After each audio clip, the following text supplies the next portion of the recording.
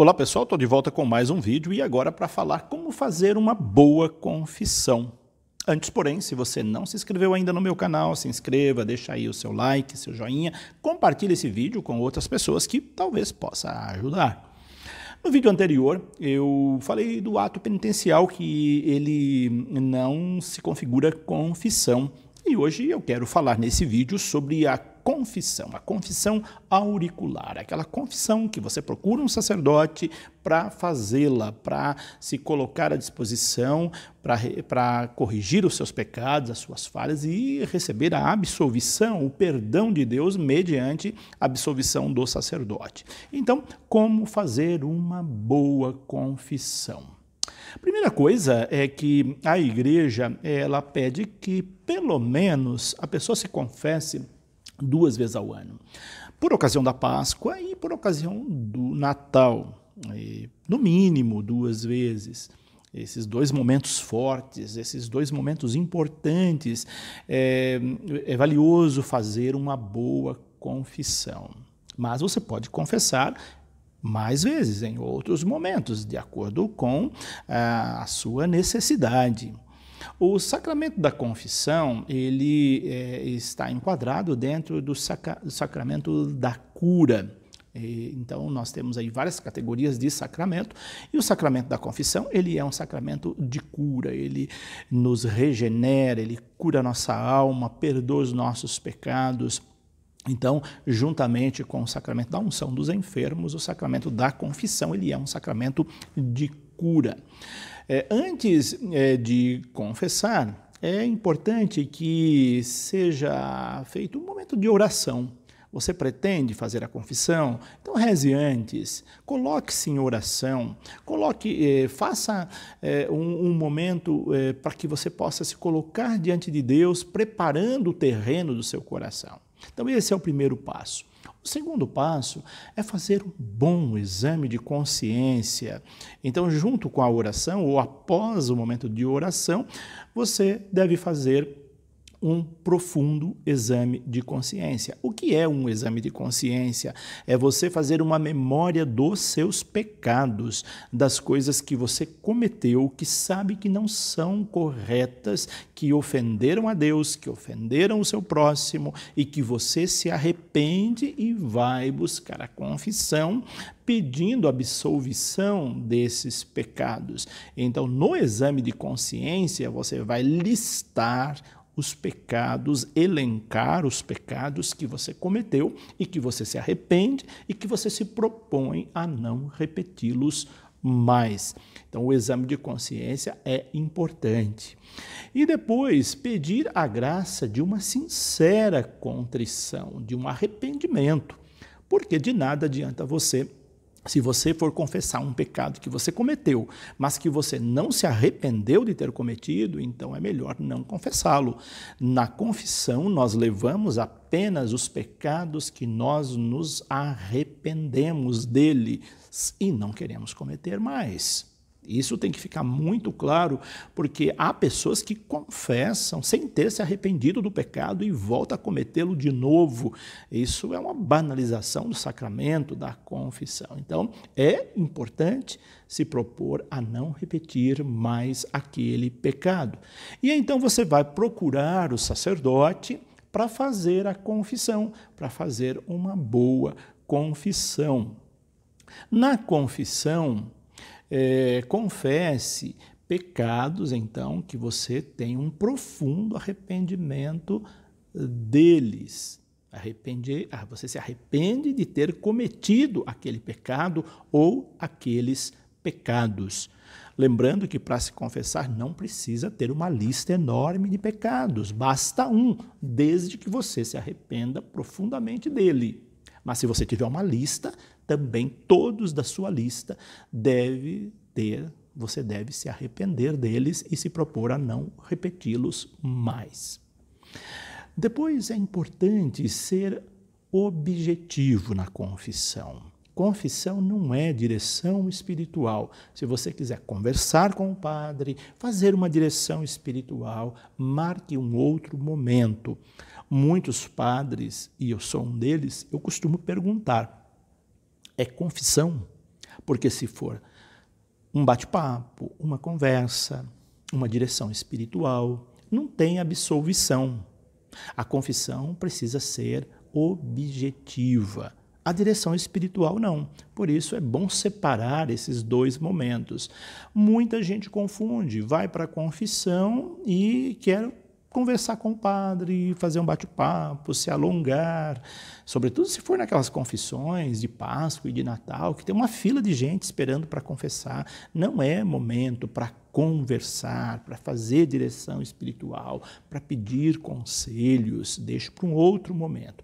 Por isso a confissão, ela precisa ser bem objetiva e que você tenha clareza disso na hora que você for buscar a confissão. Nós podemos dizer que a confissão ela tem uma espécie de resumo em 4 passos, que nós podemos, isso é o catecismo da igreja que traz. O primeiro passo é o exame de consciência, o segundo passo é a contrição ou o arrependimento, que inclui o propósito de não voltar a pecar. É por isso que depois da confissão se pede o ato de contrição, o ato de arrependimento daquele pecado. Em seguida, a confissão propriamente dita, você vai falar, verbalizar os pecados e, por fim, a satisfação, ou seja, o cumprimento da penitência. Então, a confissão, além desses 4 passos, ela tem 4 Cs, podemos dizer. Ela tem que ser clara, concreta, concisa e completa. Grave bem isso. Clara, concisa, concreta e completa. Uma confissão clara, indicar qual foi a falta específica, sem acrescentar desculpas. Então, seja claro na confissão. A falta específica, eu cometi esse pecado específico. Segundo, ela precisa ser concreta, referir ao ato ou ao pensamento preciso, não usar frases genéricas. Às vezes a pessoa dá muita volta e não consegue tocar no essencial. Se você está dando muita volta, é sinal que você não fez exame de consciência. Seja concreto na sua confissão. Depois, a confissão precisa ser concisa, ou seja, evite dar explicações por que você pecou, ou descrições desnecessárias do pecado que não vêm ao caso. Então, seja bem conciso. E ela precisa ser completa, ou seja, sem calar, sem negligenciar pecados graves. Vença a vergonha e fale dos seus pecados. Se você não teve vergonha de cometer o pecado, não tenha vergonha de Deus e pedir perdão. Portanto, peça perdão pelos seus pecados, mesmo que seja um pecado grave que você tenha cometido. Vá de coração aberto. O padre não vai falar para ninguém daquilo que você confessou. Existe o sigilo absoluto da confissão. Portanto, vá muito tranquilo para a confissão, porque ali é só entre você e Deus. Depois que o padre sai do confessionário, ele não vai lembrar do seu pecado e mesmo que lembre, ele não vai dizer isso para ninguém. Fique com o coração tranquilo. Agora eu queria trazer aqui algumas coisas para não fazer durante a confissão. Preste bem atenção, porque quando você for confessar, você vai evitar esses procedimentos. Primeira coisa, evite confessar pecados alheios. Nós não confessamos pecados dos outros. Você vai à confissão, você tem que confessar o pecado seu, não do seu vizinho, do seu amigo, da sua amiga, do seu familiar, de outra pessoa. Você vai confessar o seu pecado. Então, não confessar pecados alheios. Também não dizer aquela frase que é muito comum: Padre, eu não tenho pecado. A pessoa chega para confessar e vai dizer para o padre que não tem pecado. Então, nós podemos dizer: o que é que você está fazendo aqui se você não tem pecado? Então, não diga: não tenho pecado. Se você acha que você não tem pecado, então não vá confessar. Quem vai confessar? Porque tem pecado, senão não precisa ir confessar.